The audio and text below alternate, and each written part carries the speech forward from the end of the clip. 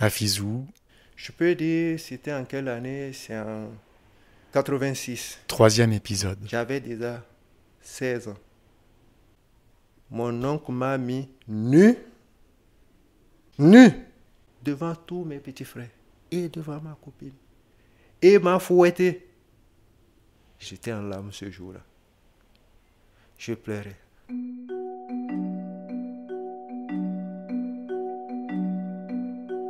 3, 2, 1.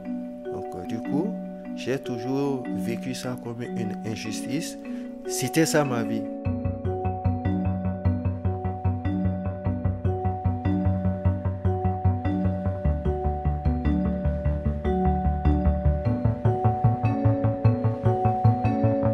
Il y a une question que je me pose en fait.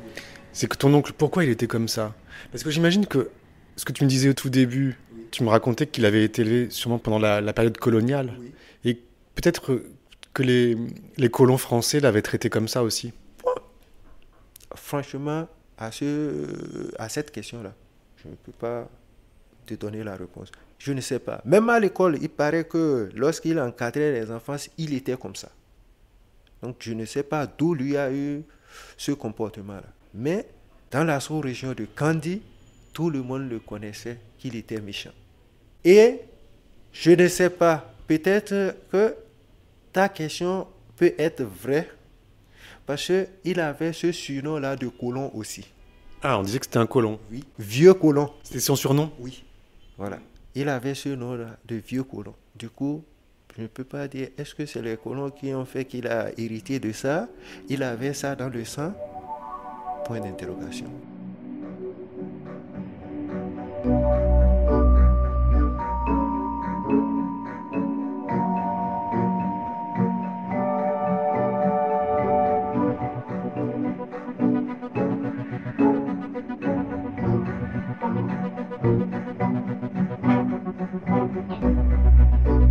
Mais à Fizou, il n'y avait pas que des mauvaises choses, il y avait aussi de l'amour, d'après ce que tu dis. Parce que tu me disais que tu avais une petite copine. Comment tu as pu te faire une petite copine avec cette surveillance intense?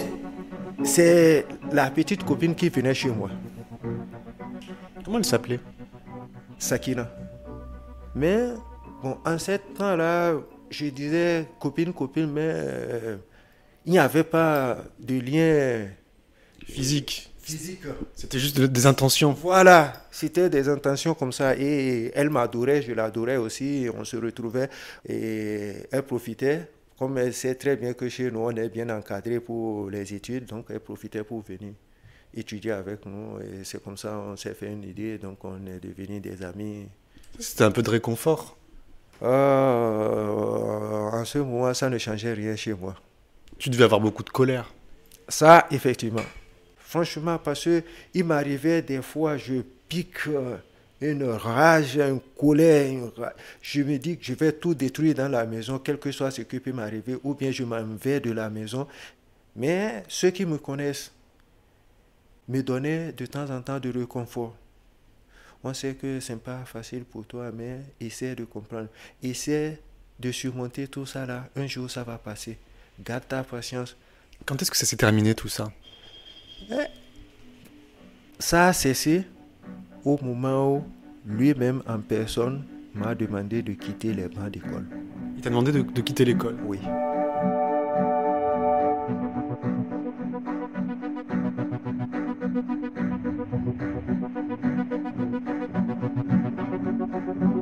Ma scolarité a été, dès le début, compliquée.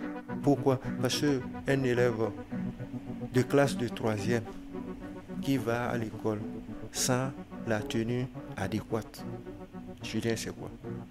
J'avais honte. Il n'y a pas de petit déjeuner. Il fallait que les week-ends, j'allais faire de petits jobs pour avoir le petit déjeuner, pour avoir l'argent, acheter du pain. Dans ces conditions-là, comment est-ce qu'on peut s'exprimer à l'école? Comment est-ce qu'on peut étudier? Du coup, ça a fait que j'ai eu une sorte de coupure dans mon évolution scolaire. Et cette rupture a fait que j'ai eu du mal à me rattraper de cette rupture que j'ai eue. Tu vois?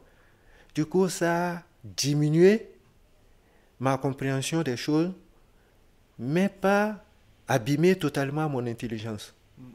Je suis intelligent. Quand on me dit quelque chose, je comprends.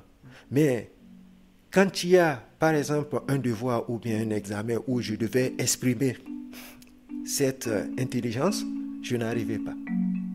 Je n'arrivais pas. Donc c'est ainsi que j'ai quitté les bancs d'école.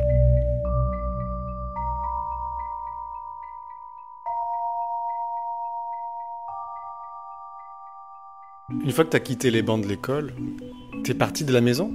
Oui, après, j'ai vu un métier d'artisan qui me plaît. Mon grand frère a un ami qui faisait la broderie. Donc je me suis dit, c'est une occasion pour moi, c'est une aubaine, je vais apprendre à faire ça. De la broderie. La broderie. Et en 4 mois déjà, j'ai assimilé le métier. Tu brodais quoi? Je brodais les tenues des hommes, les tenues des femmes. Des vêtements. Oui, les vêtements. 6 mois, j'étais capable de faire n'importe quelle broderie qu'il fallait. C'est là, mon patron s'est dit, ah, voilà, il tient le bon bout. En regardant mon futur, je me suis dit, là, peut-être je serai heureux dans le futur. Maintenant, je vais forcer le destin à avoir mon indépendance.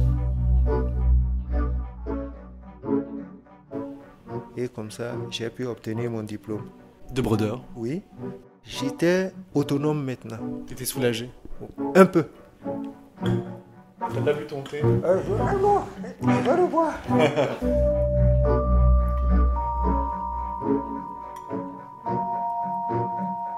Du coup, je continuais l'apprentissage jusqu'à un jour, il y a un problème qui a intervenu entre mon patron et moi qui m'a énervé. Qu'est-ce qui s'est passé? Lui, il s'est dit que je lui vole. Je le vole. Il dit, ah, non.